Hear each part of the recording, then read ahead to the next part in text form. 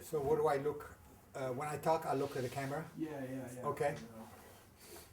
Okay, so we're gonna do as of self. All right.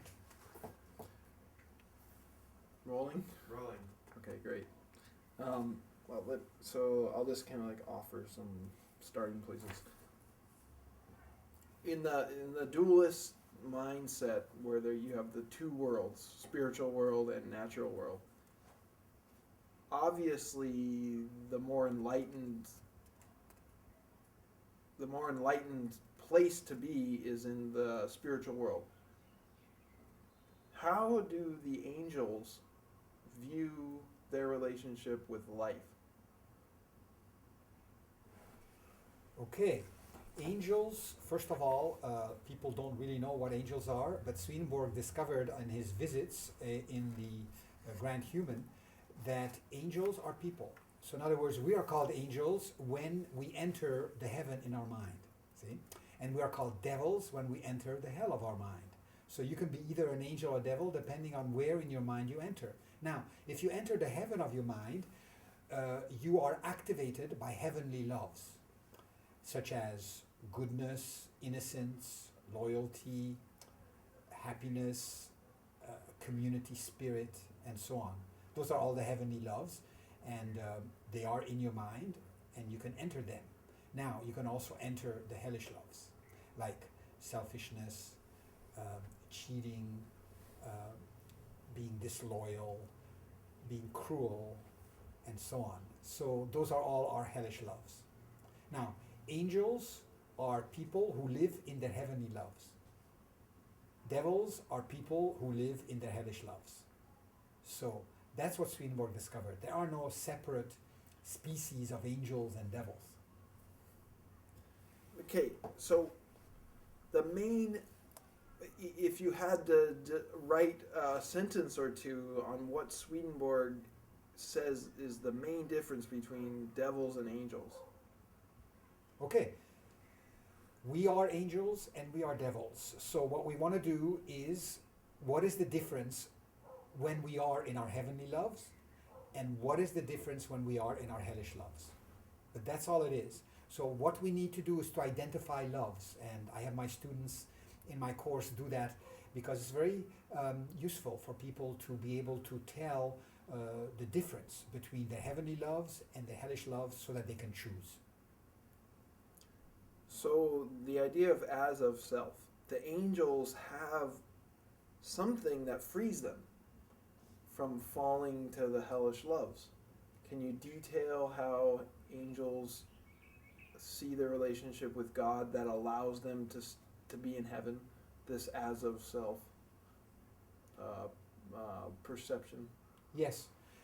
Swedenborg came up with a solution to a problem that has been in the literature for many centuries and nobody has been able to solve. Namely, if God is omnipotent, that means the cause of everything, then what kind of personal freedom do we have? Why should we be able to be then either rewarded or punished for what we do if God is omnipotent and everything that happens is God's will? People did not solve this problem until Swedenborg came up with a new concept which he called as of self. Okay? So the difference between self and as of self. So the difference is that when we deny God, or that we don't know the role that God is playing, God's omnipotence is playing in the world and in our lives, right? Then we attribute everything to ourself. And this is very common.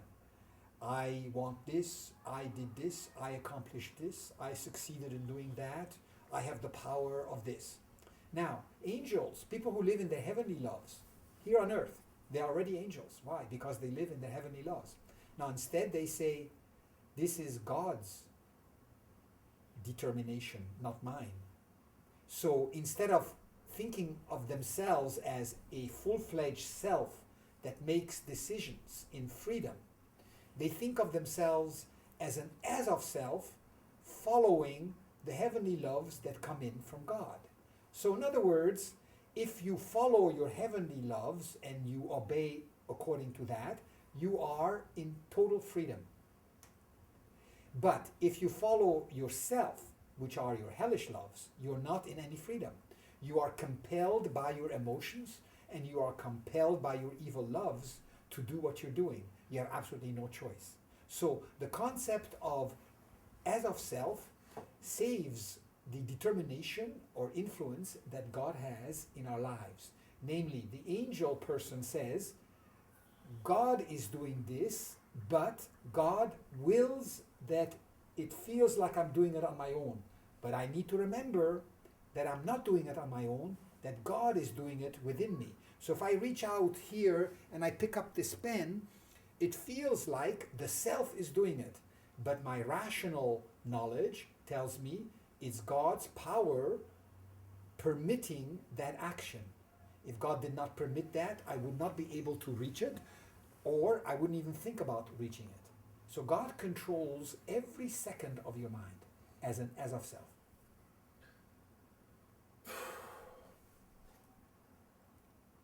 So the angels have a mechanism that allows God to rule them, but also allows for freedom. Yes. Swedenborg spoke to angels, and they told him that the second they think of something, doing something from themselves, they fall powerless, like paralyzed, in a coma. So as long as they think, the more they think that all this is from the Lord, the more it feels as if it's their own. So this is what God is doing. God is making you feel that happiness and bliss is as if your own. Okay, can you look in the camera and kind of say that again? Say something like this. Oh yeah. The angel, because the angels because the angels are so enlightened, they have a way of understanding that even though God controls everything, they're still free. Or I mean, that's the trick of as of self, right? Yes. Okay, now Swedenborg made a distinction for the first time between self and as of self.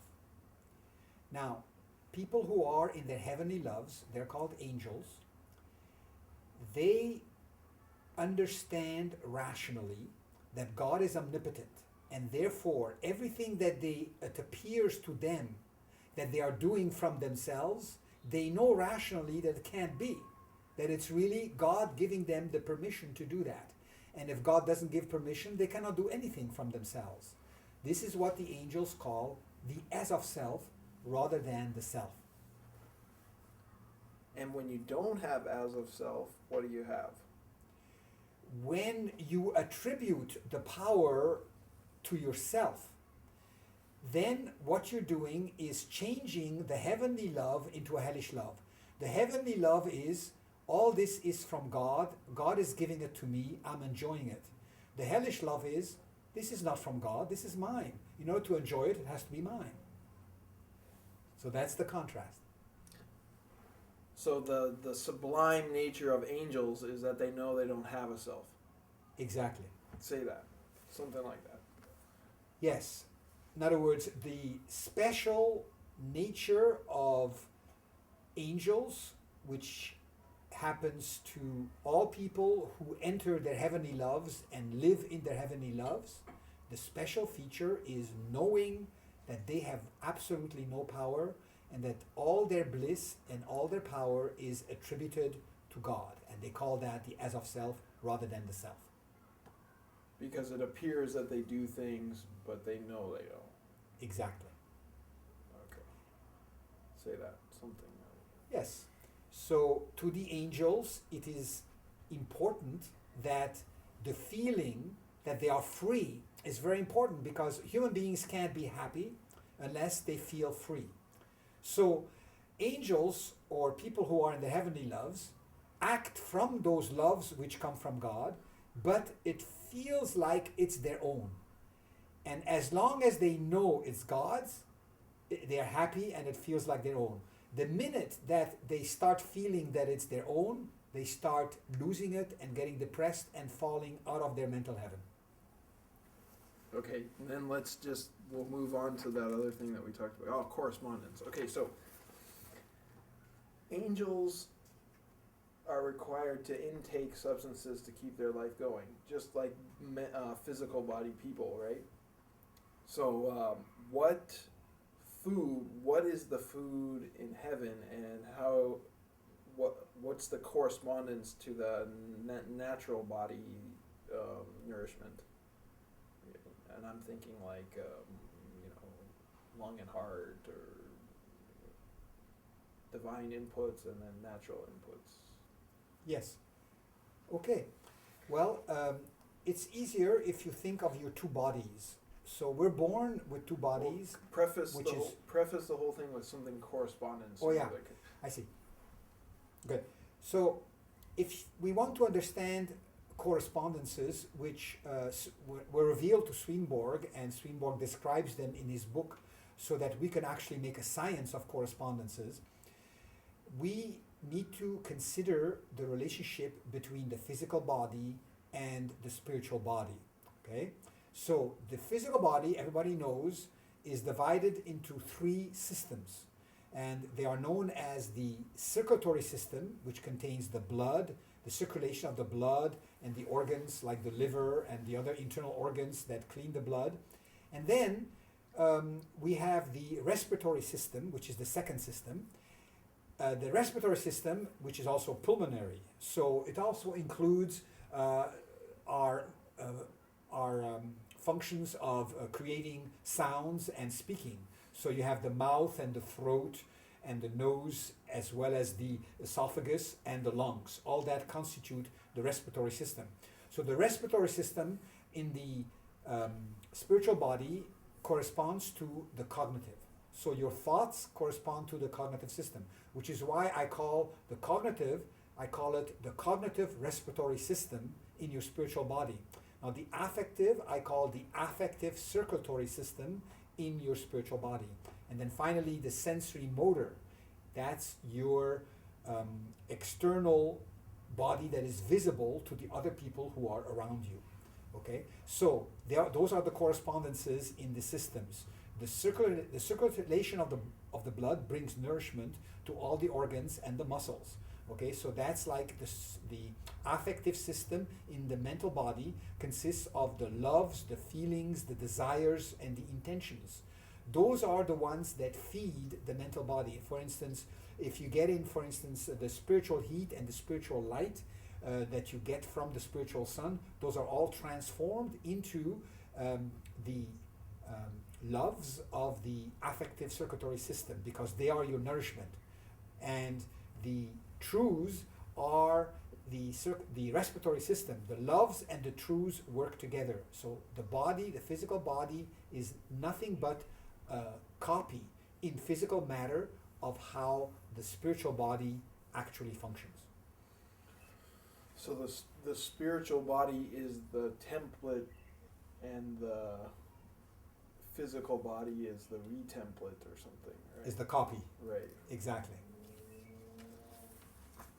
Okay, well, if you want to do 2 more minutes, I'm sure I can throw something at you, but if you're done, you're done. Oh, okay, can you just do this last one? Then we'll be done. Swedenborg says beware, or not beware, but watch out or beware of the people who have confirmed that God doesn't exist. He calls them the learned, or the people who are like natural scientists, or the monist view, who basically say if you can't have God within the physical world and prove him, he's not true.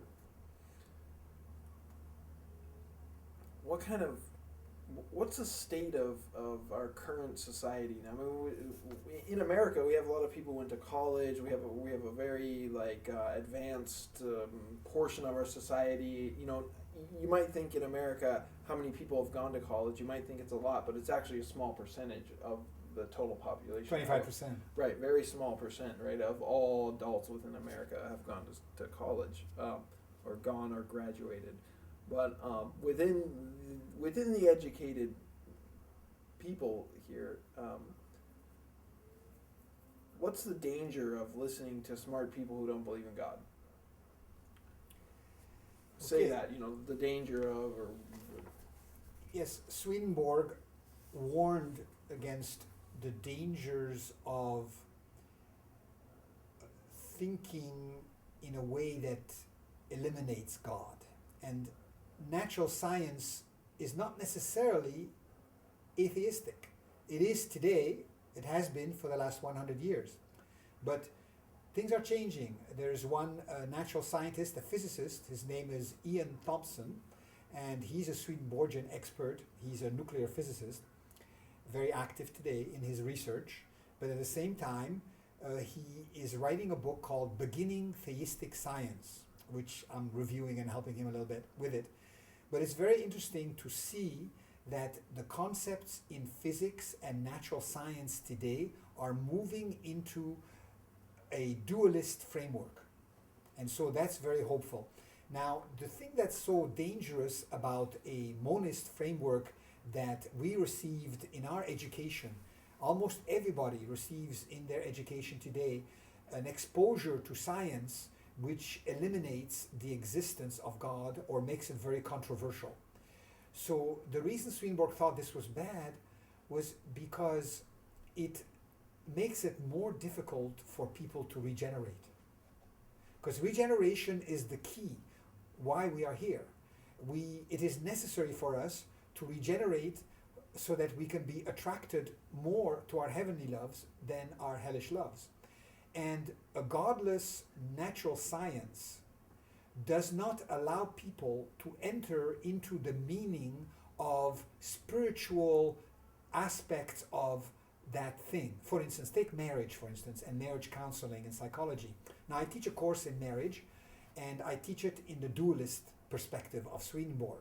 But I contrast it with the monist perspective, which is the 98% of marriage counselors today who have a degree formulate their reasoning and thinking in the absence of God in people's lives.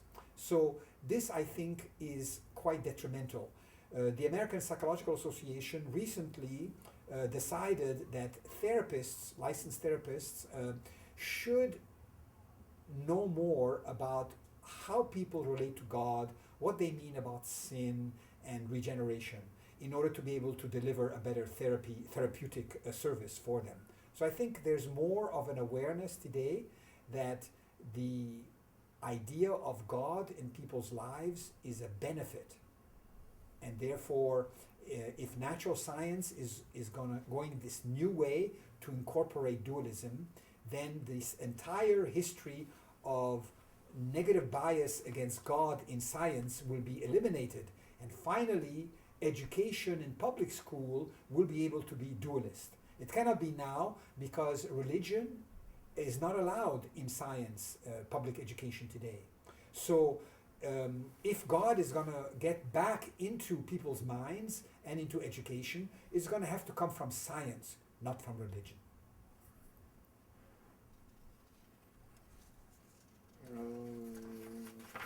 Okay, if you want to even do one more, let's see.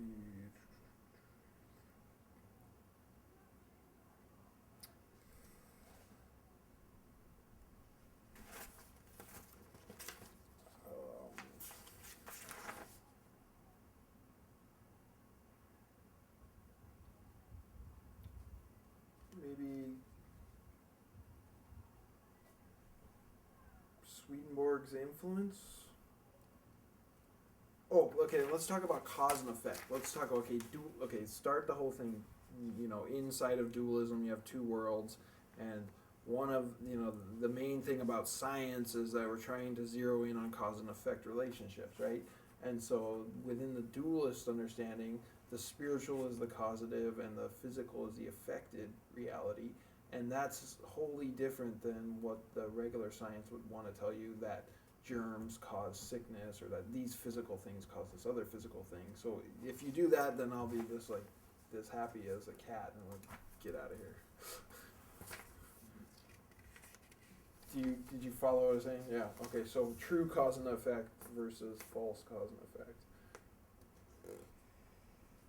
One of the questions that I ask my students in class every semester, and they never get it right, I'll ask you. What causes the car to speed up when I press the gas? Almost everybody says, well, it's the engine. It's more power. You know, you're burning the gas. You're providing more gas for the fuel engine, so the motor's running faster, and so that's what's making the car go faster. And I answer, no. Those are what you just stated are correlated effects. Correlated. So in other words, if you press the gas, then there's a correlated effect, namely something's going to happen to the combustion engine with more gas, which is going to burn faster, which is going to rotate the wheels faster, and the car's going to go faster. All those are correlations. But what is the cause of the car going faster? And so the answer is the driver. The driver wants to go faster. Right? That's the cause. If you take away the driver wanting to go faster, the car is not going to go faster, no matter what the mechanism is. Okay? So the cause of the car going faster is a desire, a human desire, a love, a motivation, an affection. Namely, now I want to go faster. I want. That want is the cause. So the spiritual or mental desire is the cause of the physical event of the car going faster. And the way it happens is through the mediation of the physical body. So if I want to go faster, my foot presses the gas pedal in response to my desire. And then the set of correlated events happen. The car goes faster. So generally speaking, when you look at things this way, you will find that all causes are in the spiritual world and all effects are in the natural world. And this is part of the wisdom of angels. Okay, you were talking about how physics is kind of like starting to like verify some of these spiritual things, or like Ian Thompson, this kind of things.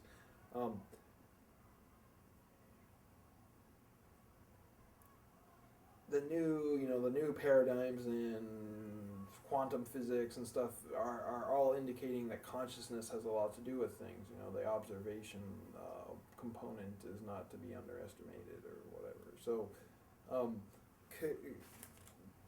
Swedenborg kind of talks about how this life is, you know, a little bit like an illusion, and it's bendy and flexible because it's not real. Therefore, it can kind of like turn. You know, like if I started turning towards hellish loves, Kailua could turn into a hell for me. But if I started turning to heavenly loves, Kailua could turn to a heaven for me. You know, so like there's this real like transient nature to physical things, and it also based on what we decide to call them. But you know, let me connect this to correspondence. Okay. So like maybe like when you think about correspondences, are you trying to understand correspondences? Okay, hold on. When you're trying to understand the correspondences between between the two worlds. Oh yeah. Okay. Okay. Okay, when you think about correspondences, you have to think about the relationship between the two worlds, because that's what correspondences are. Correspondences are cause-effect relations between the spiritual world and the natural world. Okay, and every single item or object in the natural world has a correspondence in the spiritual world. So the spiritual world and the natural world are completely tied to each other point by point. And the point that is in the spiritual world is called the cause, because it's mental and it's human.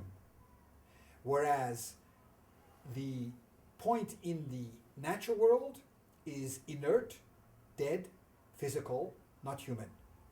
So it is the human interacting with the physical. That's what cause-effect is. And that's what correspondence is. So God created levels in the universe that relate to each other. But how do they relate to each other?